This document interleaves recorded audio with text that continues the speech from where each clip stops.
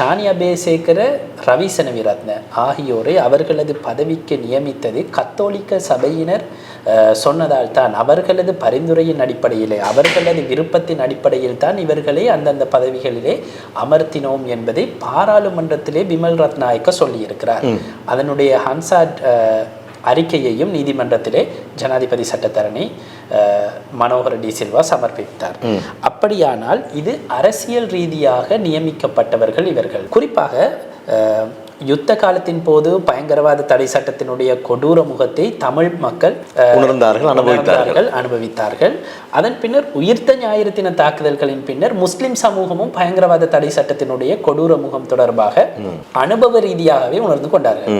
ஆனால் இது சிங்கள மக்களை பொறுத்தவரையிலே பெரிதளவிலே உணரப்படவில்லை. அறகலையின் போது அறகல செயற்பாட்டாளர்கள், போராட்டக்காரர்கள் பயங்கரவாத தடை சட்டத்தின் கீழ் கைது செய்யப்படுகின்ற பொழுது இந்த பயங்கரவாத தடை சட்டத்தின் கொடூர முகம் தொடர்பாக சிங்கள சமூகத்தின் இடையேயும் ஒரு கதையாடல் வந்தது.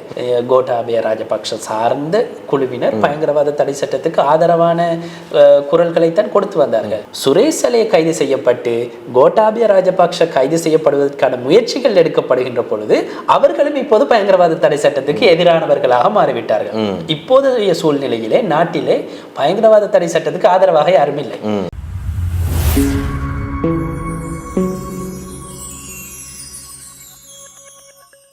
இது ஷார்ட் நியூஸ் வழங்கும் பியோண்ட் த நியூஸ்.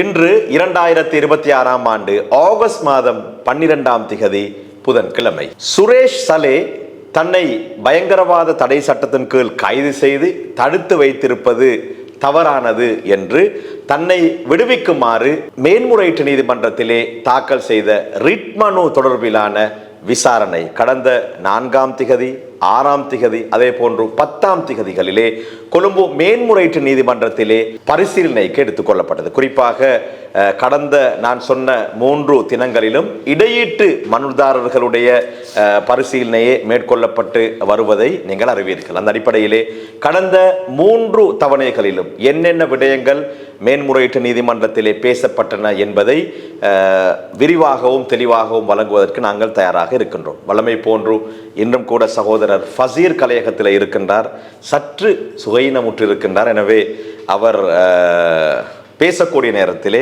சிரமப்பட்டால் அவற்றை கணக்கில் எடுத்துக்கொள்ள வேண்டாம் என்பதை ஆரம்பத்திலேயே உங்களிடத்திலே கேட்டுக்கொண்டு நிகழ்ச்சிக்குள் உங்களை அன்போடு அழைத்து செல்கிறேன். அஸ்ஸலாமு அலைக்கும், வணக்கம். வலைக்கும் அஸ்ஸலாம், வணக்கம். கடந்த 4 திகதி 6 திகதி 10 திகதி 3 தினங்களிலும் இடையீட்டு மனுதாரர்களுடைய வழக்குகளை பரிசீலனைக்காக வேண்டி எடுத்துக்கொள்ளப்பட்டது. அது பற்றி சொல்லுங்க. சுரேஷ் சலே தன்னை பயங்கரவாத தடை சட்டத்தின் கீழ் குற்றப்புலனாய்வு திணைக்களம் கைது செய்துள்ளது தவறு, அதோடு தடுத்து வைத்துள்ளமை தவறு என்று கூறி ஒரு ரிட் மனுவை தாக்கல் செய்திருந்தார். அந்த ரிட் மனு தொடர்பாக ஆரம்ப கட்ட அல்லது அடிப்படை வாதங்கள் தொடர்பாக நாங்கள் ஏற்கனவே விடயங்களை சொல்லியிருக்கிறோம். சுரேஷ் சலேவினுடைய ரிட் மனுவை ஆதரித்து 13 இடையீட்டு மனுக்களும் அதனை எதிர்த்து ஒரு இடையீட்டு மனுவும் மேன்முறையீட்டு நீதிமன்றத்திலே தாக்கல் செய்யப்பட்டிருக்கிறது.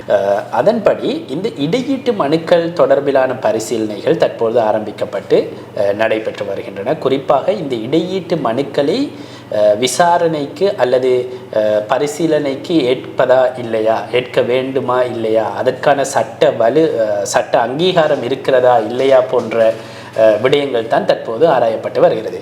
குறிப்பாக சுரேஷ் சலே தாக்கல் செய்த ரிட் மனு பரிசீலனை செய்யப்பட்ட போது அதனை விசாரணைக்கு ஏற்றுக்கொள்வதா இல்லையா என்பது தொடர்பாக தீர்மானிக்க பரிசீலனைக்கு எடுத்துக்கொள்ளப்பட்ட போது முதலிலே சுரேஷ் சலே சார்பாக நீதிமன்றத்திலே ஆஜராகின்ற ஜனாதிபதி சட்டத்தரணி சஞ்சீவ ஜாவர்தன தனது வாதங்களை முன்வைத்திருந்தார்.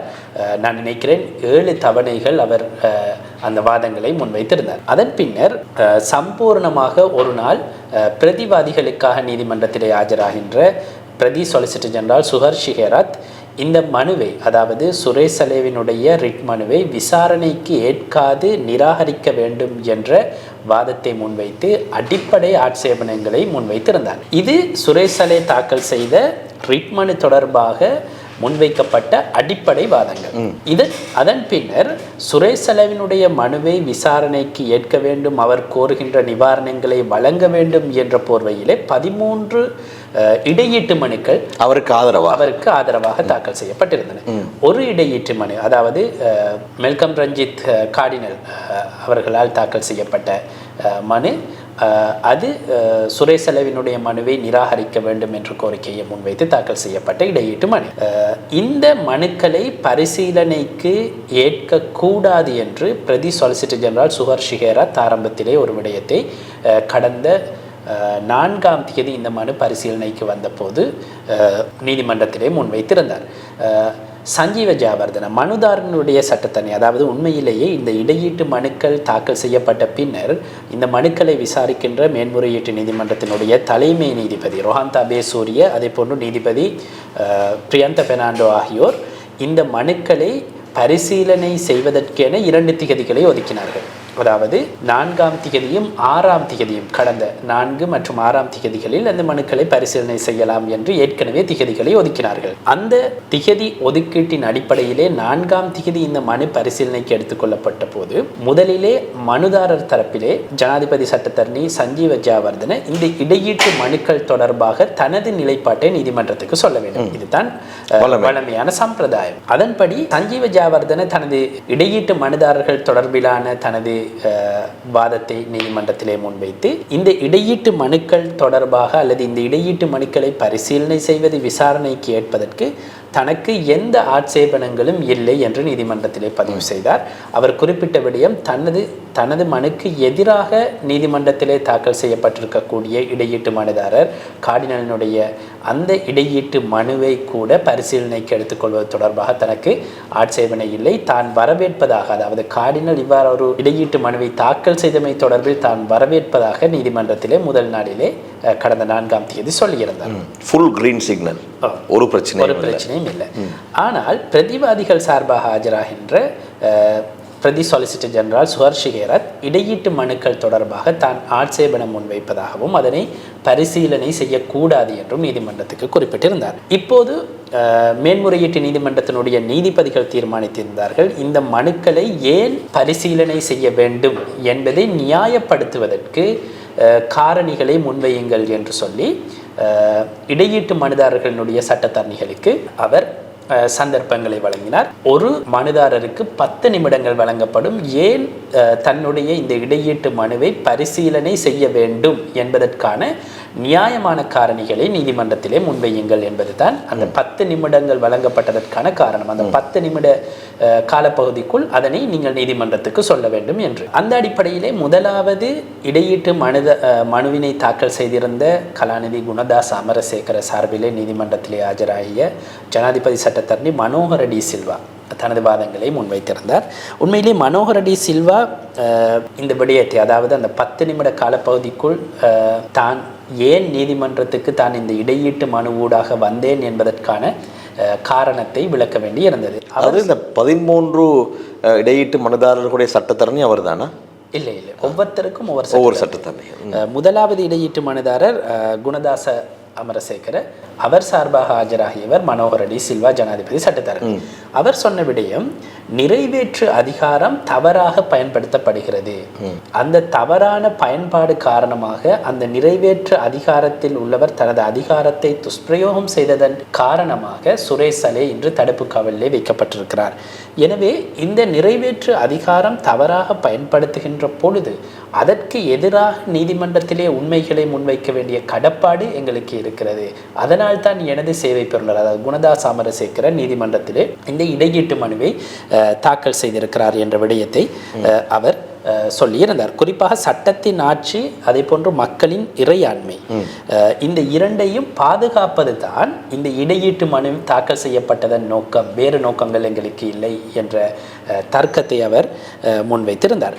குறிப்பாக அவர் இந்த வாதங்களை முன்வைக்கின்ற பொழுது குறிப்பிட்ட ஒரு விடயம்தான், பாராளுமன்றத்திலே சபை முதல்வர் பிமல் ரத்நாயக்க ஒரு சந்தர்ப்பத்திலே குறிப்பிட்ட ஒரு விடயத்தை மையப்படுத்தி தனது வாதங்களை முன்வைத்திருந்தார். அதாவது சபை முதல்வர் பிமல் ரத்நாயக்க பாராளுமன்றத்துக்கு சொன்னதாக ஷானி அபேசேகர, ரவி செனவிரத்ன ஆகியோரை அவர்களது பதவிக்கு நியமித்தது கத்தோலிக்க சபையினர் சொன்னதால் தான், அவர்களது பரிந்துரையின் அடிப்படையிலே, அவர்களது விருப்பத்தின் அடிப்படையில் தான் இவர்களை அந்தந்த பதவிகளிலே அமர்த்தினோம் என்பதை பாராளுமன்றத்திலே பிமல் ரத்நாயக்க சொல்லியிருக்கிறார்.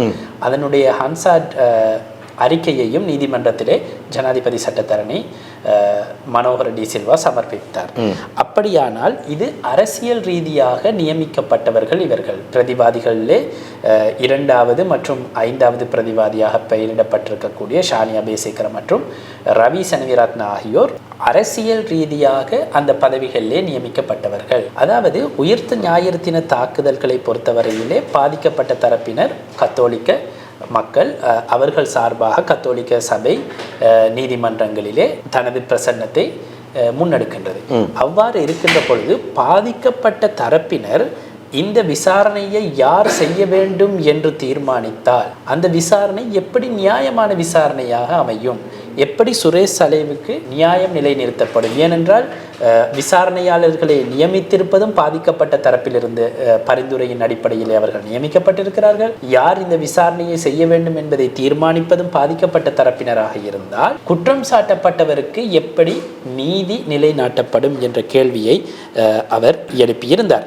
அதே போன்று சானியா அபேசேகர மற்றும் ரவி செனவிரத்ன ஆகியோருக்கு எதிராக குற்றவியல் நடவடிக்கைகளுக்கான அல்லது இந்த உயிர்த்த ஞாயிறு தின தாக்குதல்களை தடுக்கவில்லை என்ற கோணத்திலே நடவடிக்கை எடுப்பதற்கு சில ஆணைக்குழுக்கள் பரிந்துரைகளை முன்வைத்திருக்கின்றன. அந்த அவ்வாறான பரிந்துரைகள் இருக்கின்ற இருவர் எப்படி இந்த விசாரணையை முன்னெடுக்க முடியும் என்ற கேள்வியை அவர் தனது வாதத்தின் போது சுட்டிக்காட்டியிருந்தார். தனது வாதத்திலே பிரதான விடயங்களாக அதனை உள்வாங்கி இருந்தார். அதன் பின்னர் தேசப்பற்றுள்ள மக்கள் இயக்கம் சார்பாக சட்டத்தரணி ஜனாதிபதி சட்டத்தரணி உதித்த இகலஹேவா விடயங்களை முன்வைத்திருந்தார் நீதிமன்றத்திலே. அவர் யார் சார்பாக? தேசப்பற்றுள்ள மக்கள் இயக்கம் சார்பாக தாக்கல் செய்யப்பட்ட இடையீட்டு மனு தொடர்பாகத்தான் அவரது வாதங்கள் இருந்தன. குறிப்பாக அவர் சொன்ன விடயம் என்னவென்றால், இந்த பயங்கரவாத தடை சட்டம் இருக்கிறது தானே, 4 தசாப்தங்களாக இந்த பயங்கரவாத தடை சட்டம் தவறாக பயன்படுத்தப்பட்டிருக்கிறது. இந்த ஒரு நபரை பழி வாங்குவதற்காக அல்லது அரசியல் நோக்கத்துக்காக ஒரு நபரை அசௌகரியத்துக்கு உட்படுத்துவதற்காக பயங்கரவாத தடை சட்டம் கையாளப்பட்டிருக்கிறது. கடந்த 4 தசாப்தங்களாக இதுதான் நடந்திருக்கிறது. அமெரிக்காவினுடைய பல்கலைக்கழகம் ஒன்றினுடைய ஆய்வறிக்கையை அவர் நீதிமன்றத்திலே சமர்ப்பித்து சொல்லியிருந்தார். இது அமெரிக்க பல்கலைக்கழகத்தினுடைய ஆய்வறிக்கை. கடந்த 4 தசாப்தங்களாக பயங்கரவாத தடை சட்டம் தவறாக பயன்படுத்தப்பட்டிருக்கிறது. யார் பயன்படுத்தினார்கள்? கடந்த 4 தசாப்தங்களாக யாரெல்லாம் ஆட்சியில் இருந்தார்கள், எதற்காக பயங்கரவாத தடை சட்டத்தை பயன்படுத்தினார்கள் என்பதெல்லாம் எல்லோருக்கும் தெரியும். அவர் தனது வாதங்களை முன்வைக்கின்ற பொழுது வசந்த முதலிகே, உங்களுக்கு தெரியும், அரகல சந்தர்ப்பத்திலே இருந்த முன்னணி செயற்பாட்டாளர்கள் ஒருவர், அவர் பயங்கரவாத தடை சட்டத்தின் கீழ் கைது செய்யப்பட்டார். குறிப்பாக யுத்த காலத்தின் போது பயங்கரவாத தடை சட்டத்தினுடைய கொடூர முகத்தை தமிழ் மக்கள் அனுபவித்தார்கள். மற்ற இனத்தினர் குறிப்பாக முஸ்லிம் மற்றும் சிங்கள இனத்தினர் இந்த பயங்கரவாத சட்டத்தை ஒரு குறிப்பிட்ட சாரார் உண்மையிலே விளங்கி இருந்தாலும் பெரும்பாலானவர்கள் அதனுடைய பாரதூரத்தை அந்த அளவு தூரம் உணர்ந்திருக்கவில்லை.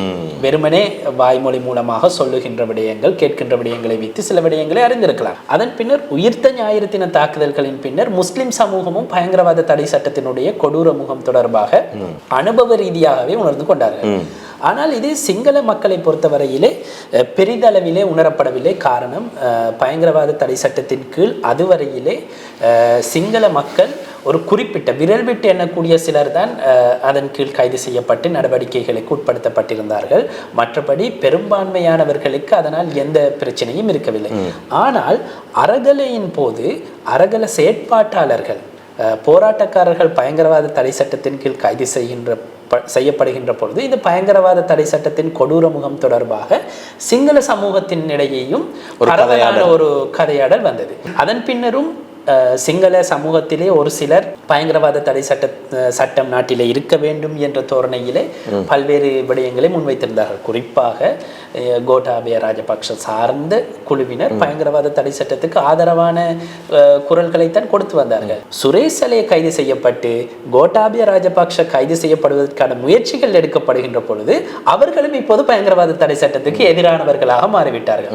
இப்போதைய சூழ்நிலையிலே நாட்டிலே பயங்கரவாத தடை சட்டத்துக்கு ஆதரவாக யாரும் இல்லை, எல்லோரும் இப்போது எதிராகத்தான் இருக்கிறார்கள். எனவே அரசாங்கத்துக்கு முடியும் பயங்கரவாத தடை சட்டம் தொடர்பாக உடனடியாக ஒரு தீர்மானத்தை எடுப்பது இப்போதைய சூழ்நிலையிலே மிக இலகுவாக எடுக்கக்கூடிய விடயம்.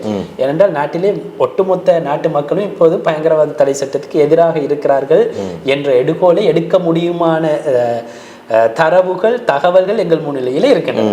அது வழக்கிலே சொல்லப்பட்ட விடயமில்லை, மாற்றமாக நான் ஞாபகம் வந்ததால் சொன்ன விடயம் சொல்லக்கூடிய விடயம்.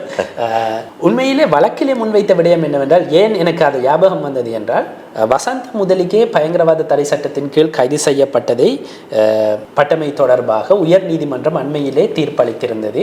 அது தவறானது என்று, அவருக்கு எதிராக சான்றுகள் இருக்கவில்லை, அவரை கைது செய்தது தவறானது என்று உயர் நீதிமன்றத்தினுடைய நீதியரசர்கள், மூவர் கொண்ட நீதியரசர்கள் குழாம் தீர்ப்பளித்திருந்தது. அவருடைய அடிப்படை உரிமை மீறப்பட்டதாக.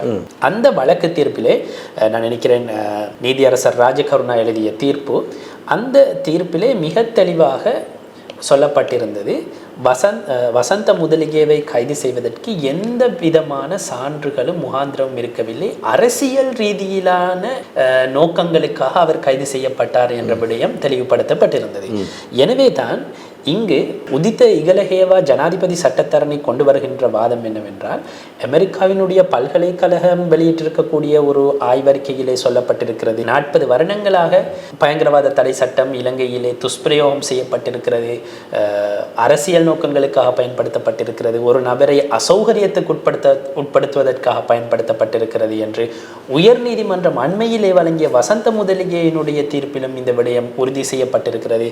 இப்போது பயங்கரவாத தடை சட்டத்தின் கீழ் சுரேஷ் சலே கைது செய்யப்பட்டிருப்பதும் இவ்வாறானதொரு அரசியல் நோக்கத்துக்காக. எனவே அதற்கு இடமளிக்க கூடாது என்ற வாதத்தை அவர் தனது வாதங்களூடாக முன்வைக்கின்றார். இதுதான் 4ஆம் திகதி நீதிமன்றத்திலே முன்வைக்கப்பட்ட இடையீட்டு மனுக்கள் தொடர்பிலான வாதமாக இருந்தது. 4ஆம் திகதி முன்வைக்கப்பட்ட விடயங்களுக்கு மேலதிகமாக 6ஆம் திகதி மேலதிக பரிசீலனைகள் இடம்பெற்றன. இடையீட்டு மனுக்கள் 14 இடையீட்டு மனுக்கள், கார்டினல் மேல்கம் ரஞ்சித்தினுடைய இடையீட்டு மனுவையும் சேர்த்து ஏனைய மனுதாரர்களுக்கான சந்தர்ப்பம் 6ஆம் திகதி வழங்கப்பட்டது, கடந்த 6ஆம் திகதி.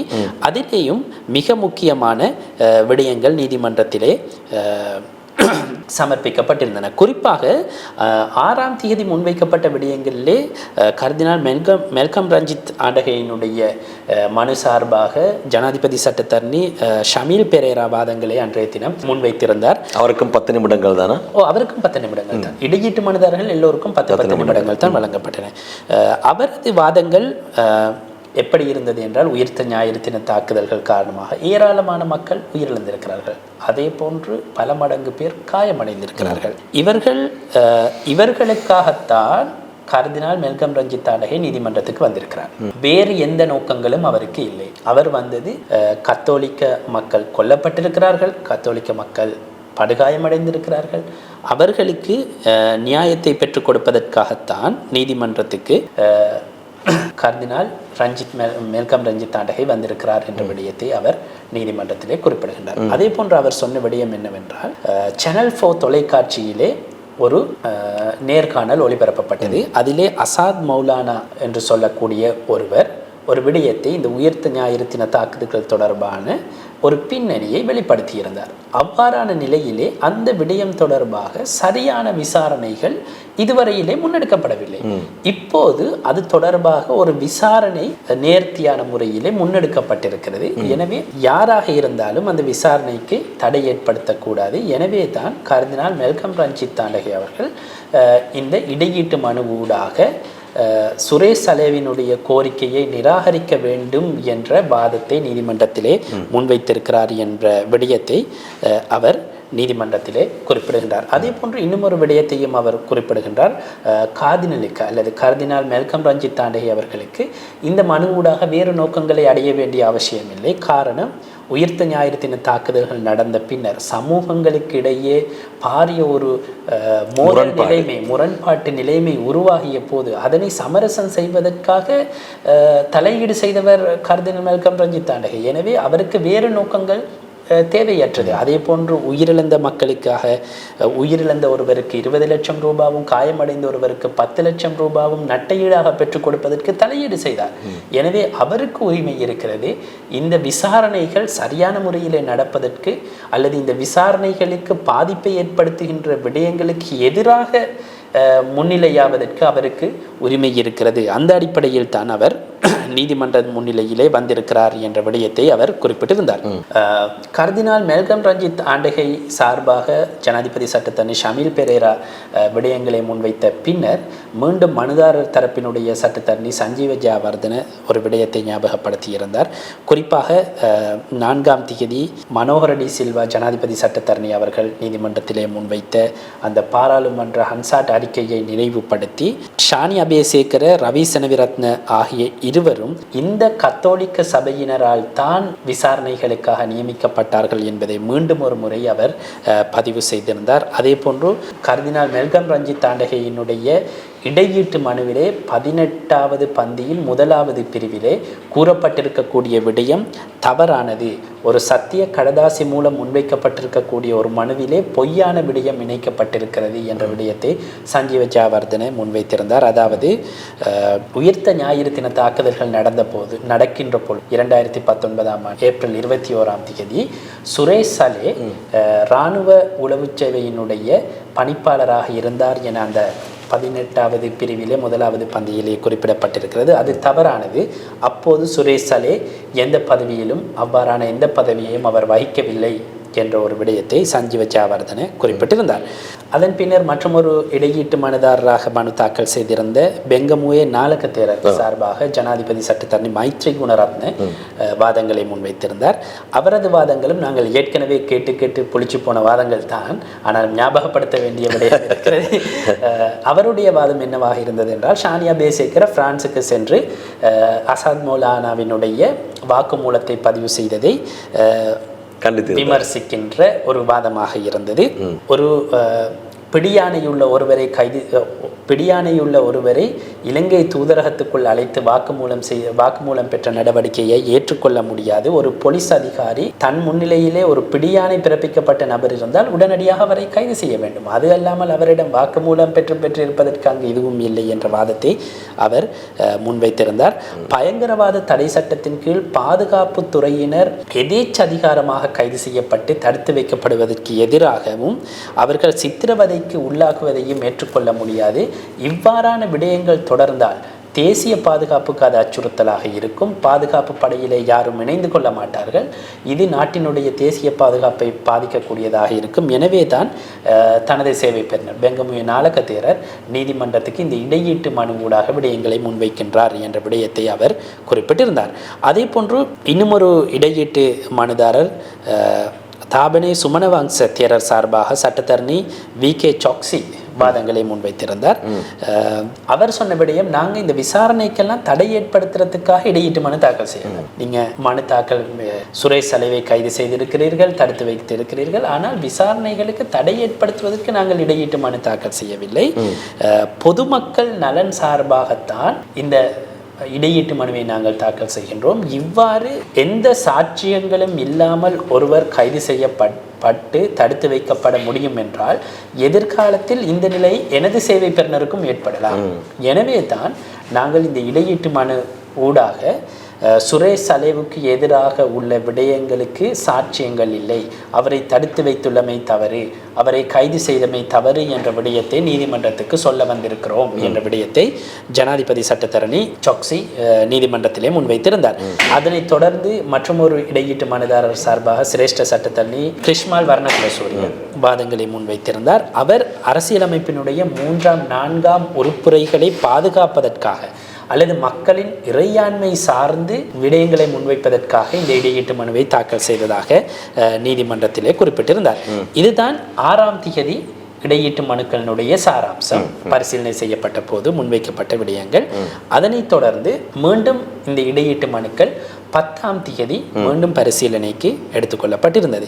குறிப்பாக 10ஆம் தேதி இந்த மனுக்கள் பரிசீலனைக்கு எடுத்துக்கொள்ளப்பட்ட போது முதலிலே மனுதாரர் தரப்பிலே ஆஜராகக்கூடிய ஜனாதிபதி சட்டத்தரணி சஞ்சீவ ஜெயவர்தன சில விடயங்களை நீதிமன்றத்துக்கு தெளிவுபடுத்தியிருந்தார். குறிப்பாக ஐசிசிபிஆர் நாங்கள் சொல்வோம், சிவில் மற்றும் அரசியல் உரிமைகள் தொடர்பிலான சர்வதேச இணக்கப்பாட்டு சட்டம்.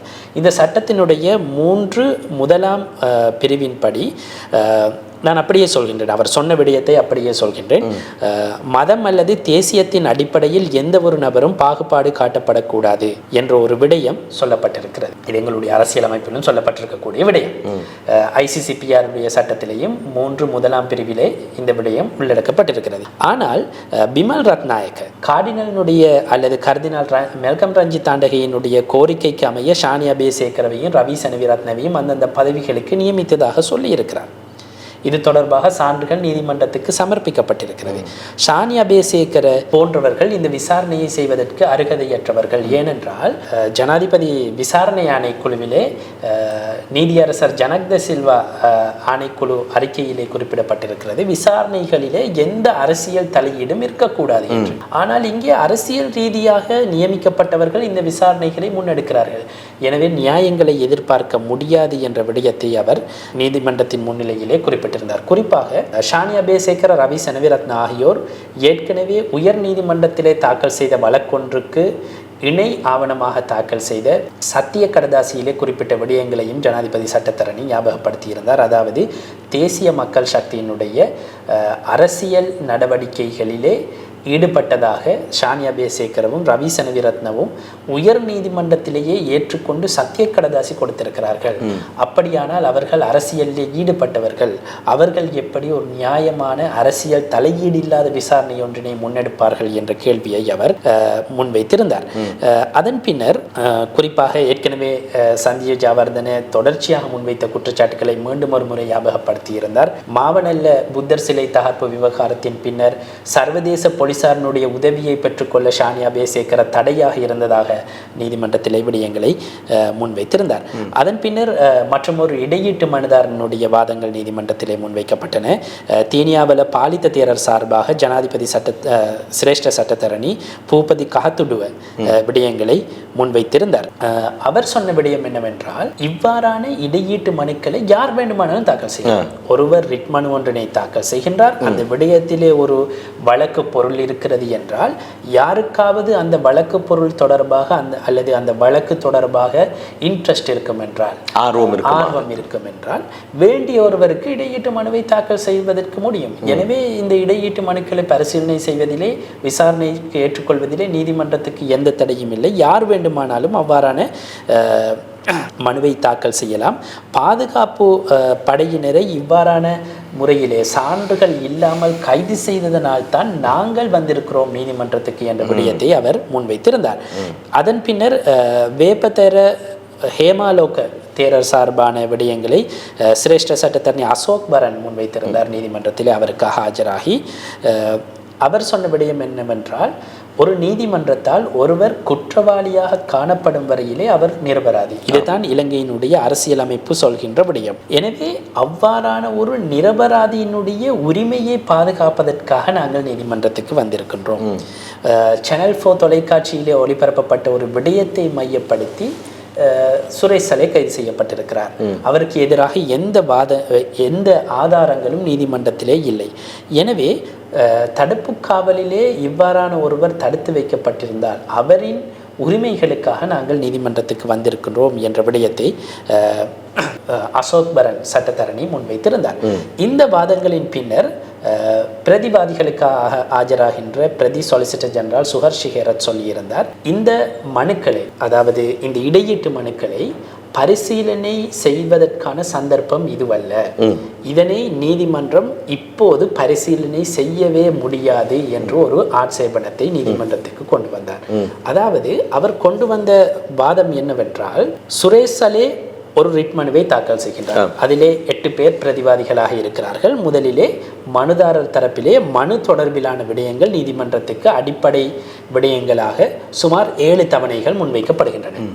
அதன் பின்னர் இந்த மனுவை விசாரணைக்கு ஏற்காது நிராகரிக்க வேண்டும் என்று பிரதிவாதிகள் சார்பாக பிரதி சொலிசிட்டர் ஜெனரல் சுஹர்ஷி ஹேரத் வாதங்களை முன்வைத்திருக்கிறார். இதுதான் இந்த அடிப்படை மனு தொடர்பிலான வாதங்கள். இந்த வாதங்கள், அதாவது சுகர்ஷிகேரத்தினுடைய வாதம் மனுவை விசாரணைக்கு ஏற்காது நிராகரிக்க வேண்டும் என்பது நீதிமன்றம் திருப்தி அடையுமாக இருந்தால், அதாவது சுகர்ஷிகேரத்தினுடைய வாதம் என்னவென்றால், ஒருவேளை நாங்கள் வைத்துக் கொள்வோம் நீதிமன்றம் சுகர்ஷிகேரத்தினுடைய வாதத்தை ஏற்றுக்கொள்கிறது, அந்த அடிப்படை ஆட்சேபனங்களை ஏற்றுக்கொண்டு வழக்கை விசாரணைக்கு ஏற்காமல் நிராகரிப்பது என்ற தீர்மானத்துக்கு நீதிமன்றம் வருகிறது என்று வைத்துக் கொள்வோம்.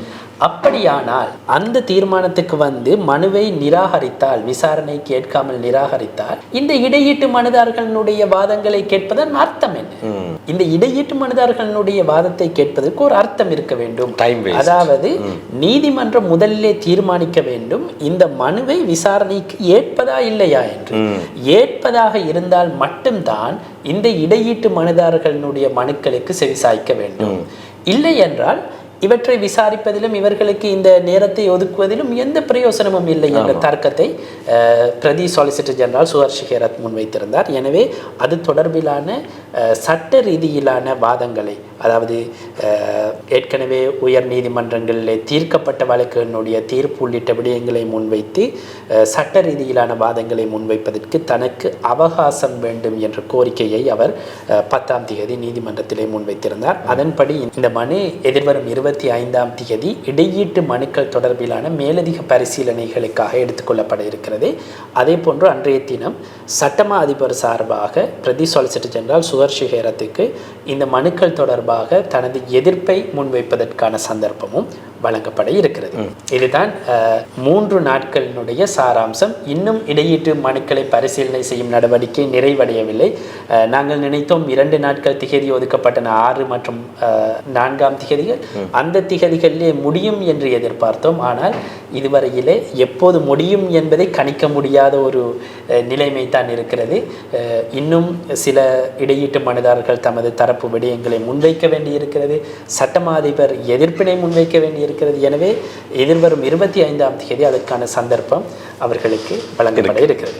ஆகஸ்ட் மாதம் 4ஆம் திகதி, 6ஆம் திகதி மற்றும் 10ஆம் திகதிகளிலே கொழும்பு மேன்முறையீட்டு நீதிமன்றத்திலே எடுத்துக்கொள்ளப்பட்ட பரிசீலனை, அதாவது சலே தாக்கல் செய்த ரிட்மனு மீதான பரிசீலனையின் போது என்னென்ன விடயங்கள் பேசப்பட்டன என்பதை வழமை போன்று இன்றும் கூட மிக துல்லியமாகவும் தெளிவாகவும் சகோதரர் ஃபசீல் சொல்லியிருந்தார். எது எவ்வாறாக இருந்தாலும் சலே தாக்கல் செய்த ரிட்மனு தொடர்பிலான பரிசீலனை இன்னும் நீண்டு கொண்டே செல்கிறது. இன்னும் அந்த பரிசீலனை நிறைவடையவில்லை. அதற்கு பின்னால் இது விசாரணைக்கு எடுத்துக்கொள்ளப்பட்டால் இன்னும் காலம் தேவைப்படும். எனவே பொறுத்திருந்தே பார்க்க வேண்டும் இறுதியிலே இந்த வழக்கு எந்த திசையை நோக்கி நகரப்போகிறது என்று. எது எவ்வாறாக இருந்தாலும் சலே தொடர்பிலான ஒட்டுமொத்த விடயங்களையும் மக்களிடத்திலே கொண்டு வந்து சேர்க்க வேண்டும். அனைவருக்கும் நீதிமன்றங்களுக்கு சென்று அங்கே நடைபெறக்கூடிய விடயங்களை செவி தாழ்த்தி அவற்றை பார்த்து கொண்டிருக்க முடியாது, அவற்றை தெரிந்து கொள்ள முடியாது. மக்கள் இதனை தெரிந்து கொள்ள ரொம்பவே ஆர்வமாக இருக்கின்றார்கள் என்பதற்காக வேண்டி தொடர்ச்சியாக நாங்கள் இவற்றை வழங்கி கொண்டிருக்கின்றோம். அந்த அடிப்படையில் இன்றும் கூட கலையகத்திற்கு வந்து விரிவாக இந்த விடயங்களை பேசிய புலனாய்வு பத்திரிகையாளர் சகோதரர் ஃபசீர் முகமதுக்கு நன்றிகளை தெரிவித்துக் கொள்கின்றேன்.